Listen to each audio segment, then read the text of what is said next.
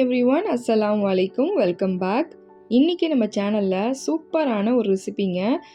ஜாப்பனீஸுடைய sponge cake செம்ம சாஃப்டாக ஃப்ளஃபியாக அவ்வளோ சூப்பராக இருக்கும். இந்த கேக் நீங்கள் ஒரு தடவை ட்ரை பண்ணிங்கன்னா திரும்ப திரும்ப நீங்கள் செஞ்சு சாப்பிடுவீங்க. அவ்வளோ சூப்பராக இருக்கும்.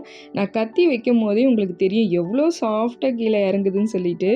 ஸோ இந்த கேக் செய்கிறதுக்கான ரெசிபி என்னென்னு பார்த்தீங்கன்னா நான் ஸ்க்ரீனில் கொடுத்துருக்கேன் பாருங்கள். பால், பட்டர், மைதா, சுகர், எக், அதுக்கப்புறம் வெனிலா எசன்ஸ், இது மட்டும் தான் இதுக்கு தேவைப்படும்.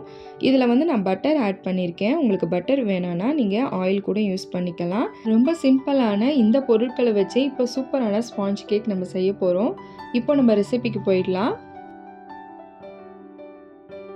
ஒரு பாத்திரத்தில் நம்ம எடுத்து வச்சுருக்க அந்த பாலை இதில் ஊற்றி லைட்டாக சூடு பண்ணிக்கோங்க. சூடாக இருக்கும் போது அடுப்பை ஆஃப் பண்ணிவிட்டு அதில் பட்டர் போட்டு நல்லா மெல்ட் பண்ணிக்கோங்க. அதுக்கப்புறம் வேறு ஒரு பவுலில் மாற்றிட்டு அதில் நம்ம எடுத்து வச்சுருக்க மைதா மாவு இருக்குல்ல, அதை இதில் போட்டு நல்லா மிக்ஸ் பண்ணிக்கோங்க.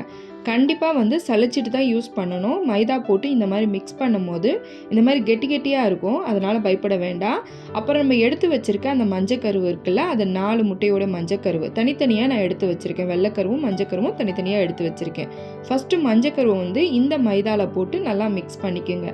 நல்லா மிக்ஸ் ஆகும் போது கெட்டிகள் இல்லாத அளவுக்கு பார்த்துக்கோங்க. நல்லா மிக்ஸ் பண்ணதுக்கப்புறம் நான் இதில் வெண்ணிலா எசன்ஸும் அதுக்கப்புறம் பட்டர் எசன்ஸும் நான் யூஸ் பண்ணியிருக்கேன்.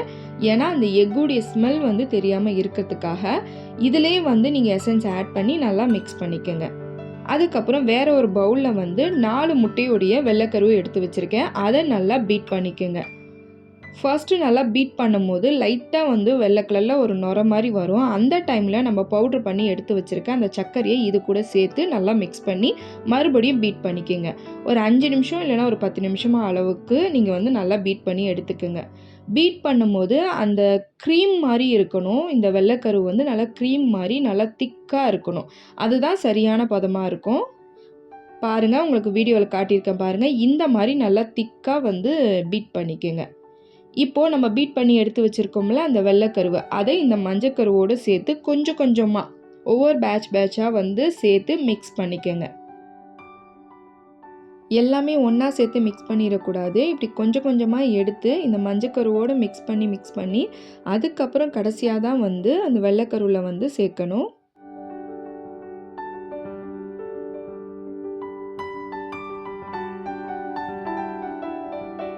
அவ்வளோதான். இந்த கேக்குடைய பேட்டர் பார்த்தீங்கன்னா இப்படி தான் இருக்கும்.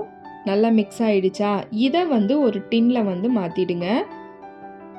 இந்த கேக்குடைய பேட்டர் பார்த்தீங்கன்னா இப்படி தண்ணியாக தான் இருக்கும், அதனால் நீங்கள் பயப்பட வேணாம். அப்போ தான் கேக் உங்களுக்கு நல்லா சாஃப்டாக கிடைக்கும்.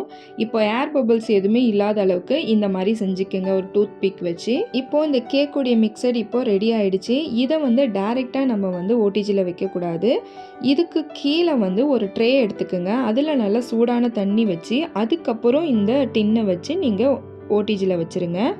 ஏற்கனவே ஓடிஜியை நான் 10 நிமிஷம் ஃப்ரீ ஹீட் பண்ணி வச்சுருக்கேன். இப்போ நீங்கள் 160 டிகிரி செல்சியஸ்க்கு 40 மினிட்ஸ் பேக் பண்ணிங்கன்னா சூப்பர் சாஃப்டான கேக் உங்களுக்கு ரெடி ஆயிரும்.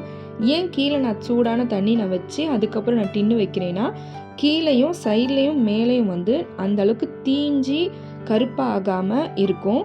இந்த மாதிரி நல்லா சாஃப்டாக உங்களுக்கு கேக் கிடைக்கும். அதனால தான் அந்த தண்ணி வச்சு இதை நம்ம வைக்கிறது.